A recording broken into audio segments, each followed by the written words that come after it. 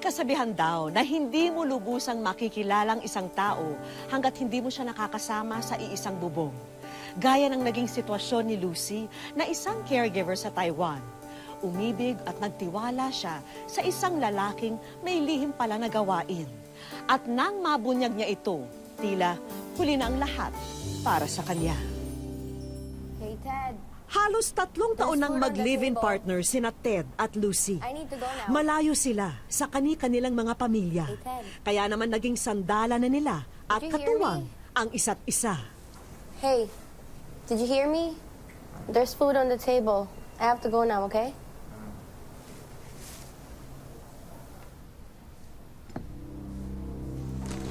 I told you not to touch my vitamins.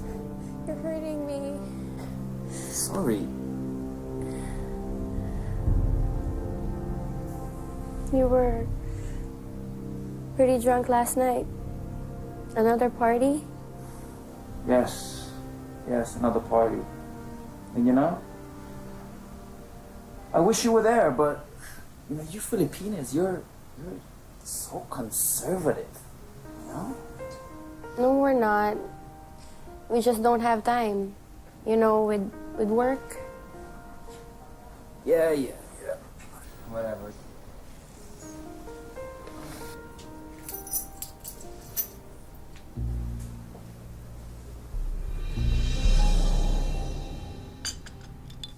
Sigurado ka ba sa nakita mo? Baka naman gamit niya yun sa opisina. Leather strap at saka latiko. Civil engineer si Ted. Saan naman niya gagamitin yun? Ibig sabihin, may fetish si Ted.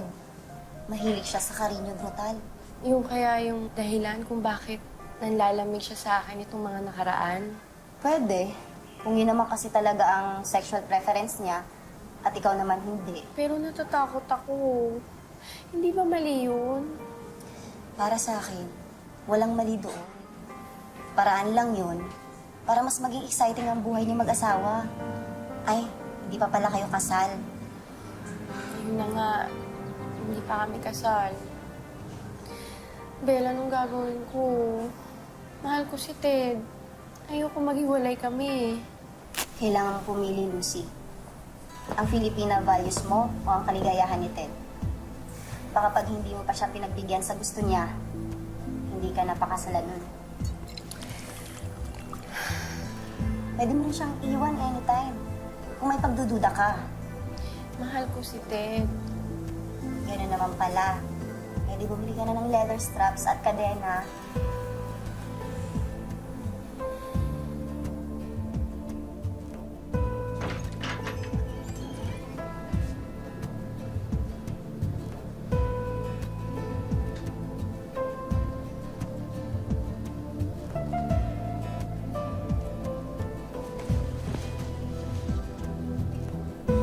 I don't know if I can do this.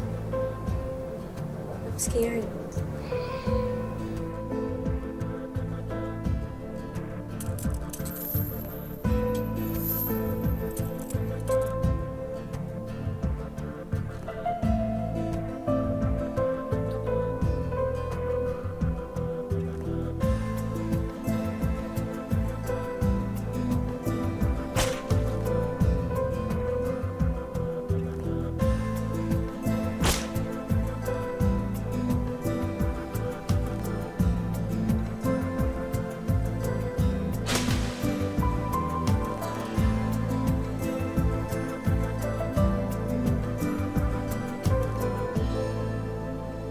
Naging mas masaya na nga ang pagsasama ng magkasintahan matapos pagbigyan ni Lucy ang para sa kanya'y kakaibang hilig ni Ted. At makalipas ang ilang buwan, may bagong yugto sa kwento ng kanilang pag-ibig. Hey! So this. Surprise, surprise. Daya mo, you came early. Come on, sit. Yes, to come home to my lovely, sexy, beautiful wife. But seriously, what's all this about? I mean, it's not our anniversary, is it? Here, have some wine.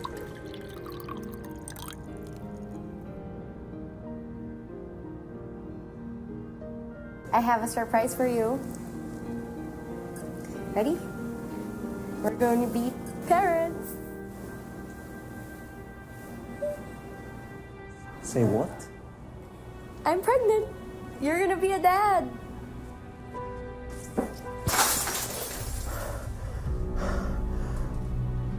Dad, what's wrong? I want that thing out of our lives. I thought you'd be happy. Happy? Happy? Well, I'm not. I want this thing out as soon as possible.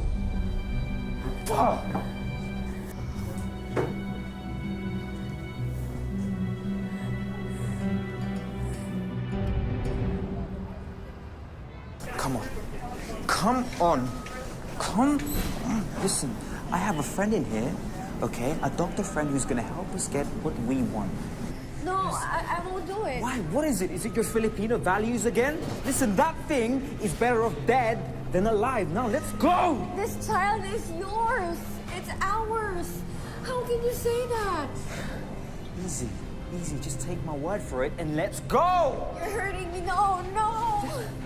Listen to me. Listen to me. Me and you, we have a good thing going, okay? And this child is gonna screw everything up. Now, let's go. Okay? No, I You won't have to do it. come with No. me. Come on. No. Get off! Off me! Come on!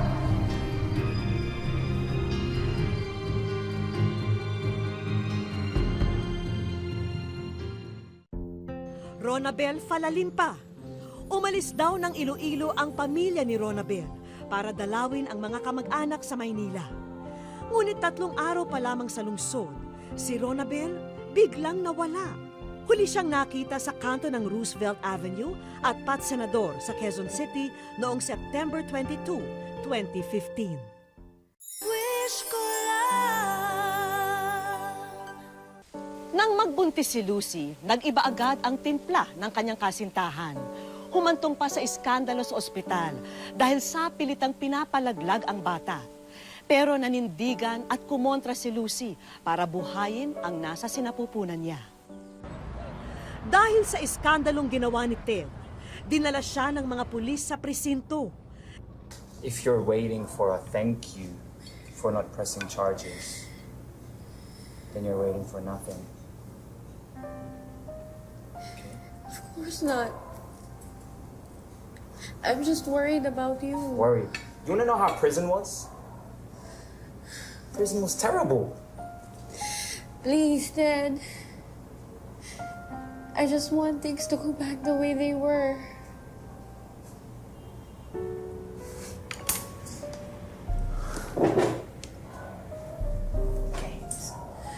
If you want things to go back to the way they were, then don't have that kid, okay?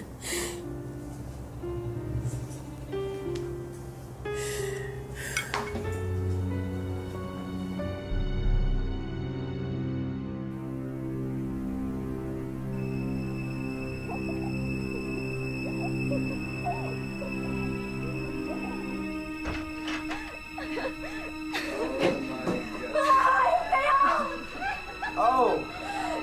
Oh, hey! Get out of here! Well, if it's not my pregnant girl, come and join. We're having fun. And anyway, we've never done it with a baby bump before, have we? Basta! Bastos! Get out!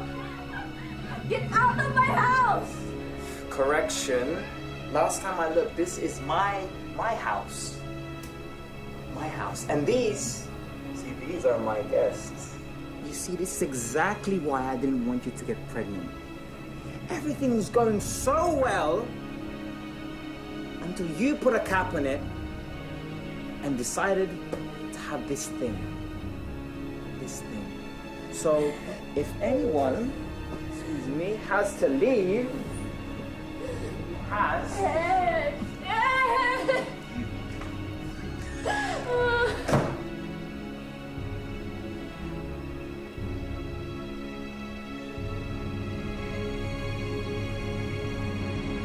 Dahil sa pangyayaring yun, napilitang umalis sa kanilang bahay si Lucy at nakitira siya sa kaibigang si Ben.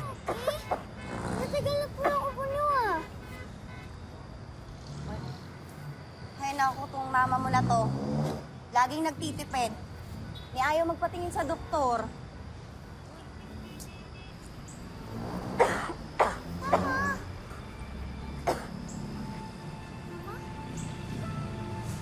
Ay! Lucy! Lucy! Lucy! Dito ba? Dito ba? Help! Yumia! Help! Lucy! Yumia! Yumia!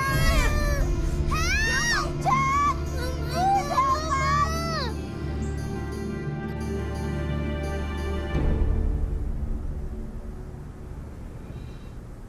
Sheila. Bel,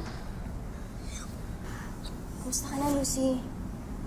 ano nangyari? Nag-collapse ka sa daan, Mare. We were so worried about you. We know why you collapsed.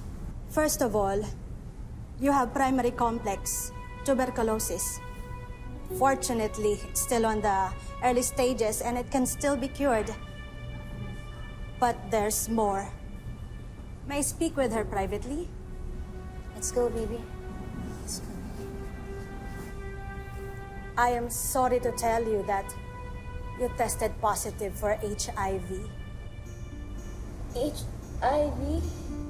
I'm very sorry, but yes, you are HIV positive.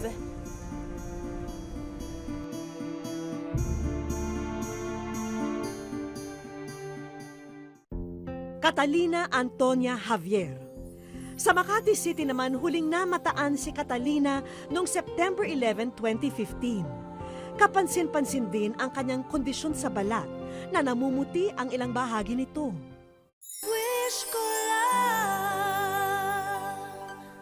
HIV positive daw si Lucy. Ito na marahil ang dahilan kung bakit mabilis siyang manghina at dapuan ng sakit. Batid din niya na kapag hindi ito naagapan, mas lalala at tutuldok ito sa kanyang buhay. May HIV ako! I'm very sorry, but yes, you have. Hindi pwede yun! Hindi pwede yun! Hindi pwede yun! Hindi pwede Guard! Nurse! Please relax, Miss Lucy. Please hold her down. Nurse! Still the nurse.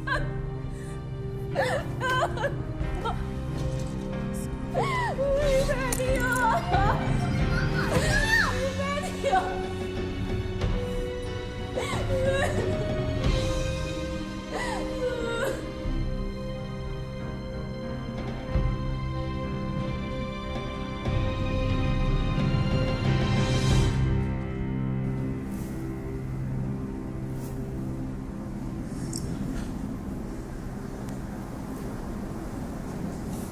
Mama? Sheila, asan si Tita Bel mo? Umuwi na po. Umuwi?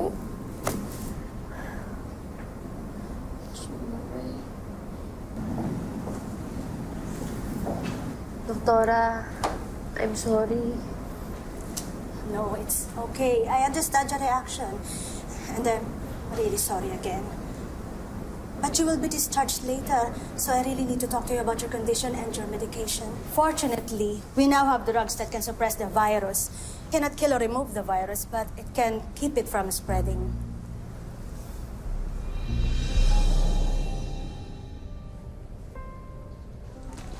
I told you not to touch my vitamins. Itong gamot na to,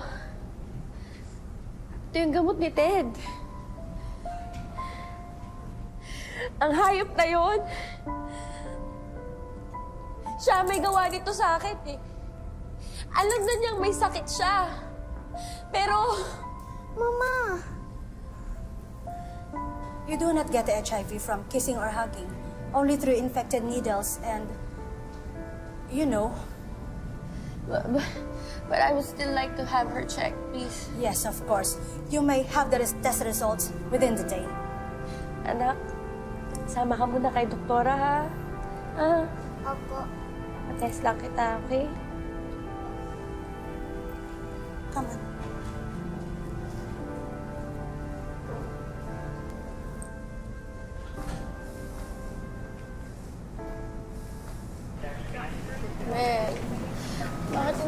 sumasagot.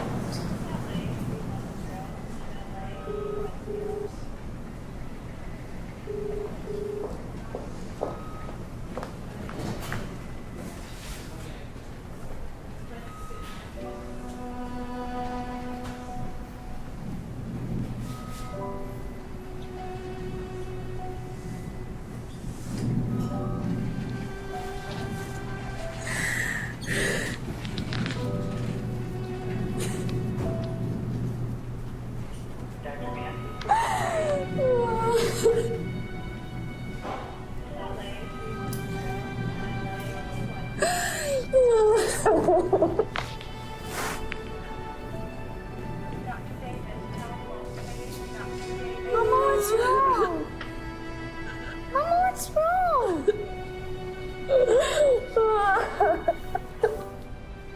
Dahil hindi alam ni Lucy na siya'y may HIV habang nagsasama pa sila noon ng dating kasintahan, pati tuloy sa bata sa kanyang sinapupunan na ipasa rin niya ang sakit.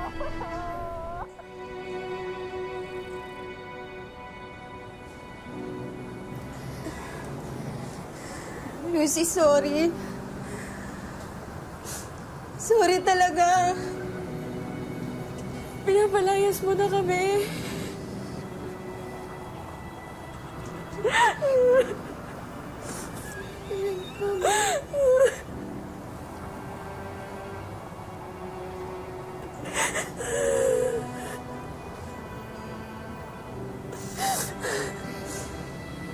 Lucy, please.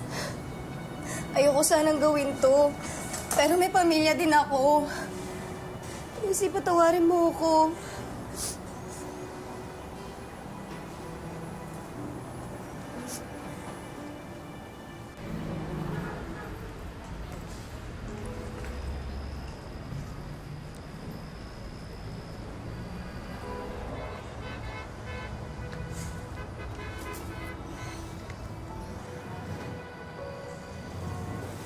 Mama, are we going to die? Mamamatay na po ba tayo? No. No, we're not going to die. Hindi pa tayo mamamatay. Hindi ko papayagan mangyari yun. Hindi pa tayo susuko, anak. Alam mo kung bakit? Dahil sa'yo. Dahil mahal na mahal kita. At hindi ako papayag na may mangyaring masama sa'yo. I love you too, Mama. Sorry, anak, ha. Nanghina ang loob ni Mama, eh. Masyado niya kasing inisip ang bigat ng mga problema. Pero okay na ako ngayon. Alam ko kasing nandiyan ka lagi sa tabi ko. At hindi ako pwedeng manghina ng loob. Kasi kailangan mo pa ako.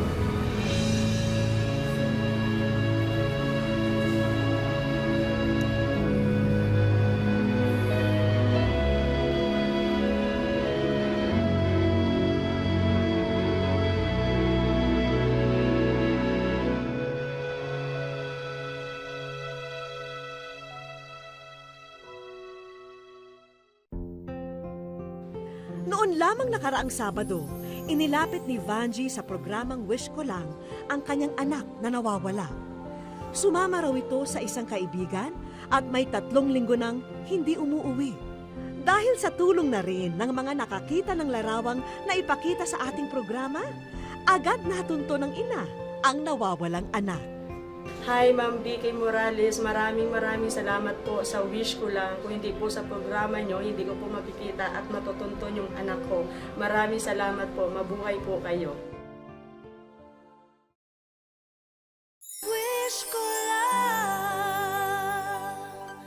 As of January this year, 22 cases na ng HIV ang naitatala. Mas malaki po ito kumpara sa 21 cases per day na naitala noong January of last year. At ngayon po, makakasama natin si Dr. Diwata Ariola para mas maliwanagan tayo tungkol dito.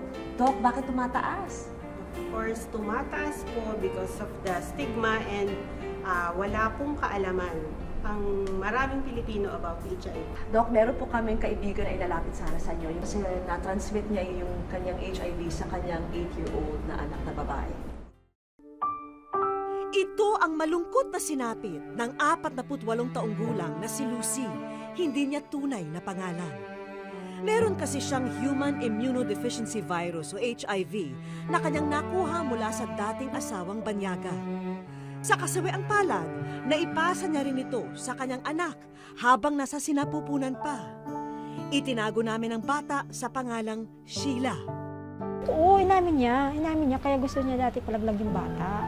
Kasi may rason siya. Pero sabi ko sa kanya, bigyan mo ako ng rason bakit gusto niya palaglag yung bata. Ay, hindi niya sinasabi.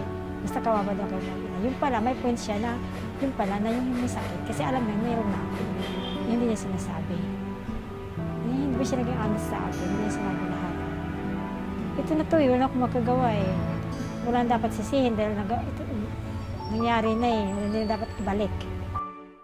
Sa tanang buhay niya, hindi umano naisip ni Lucy na ganito ang magiging kahihinatnan niya at ng kanyang anak. Gayunpamay, tuloy ang buhay para kay Lucy. Kung kailangan maging malakas ako dahil sa anak ko, kasi kung hindi ako maging malakas, paano na yung anak ko? Saan siya pupunta? Yung mama ko matanda na.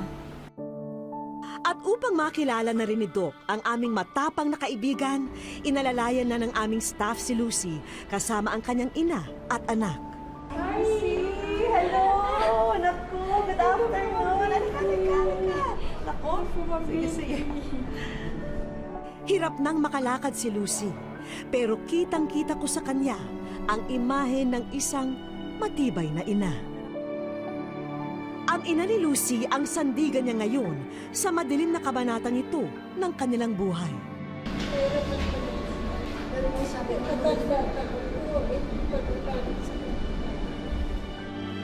Maaari naman daw mamuhay ng normal ang mga gaya ng mag-inang Lucy at Sheila.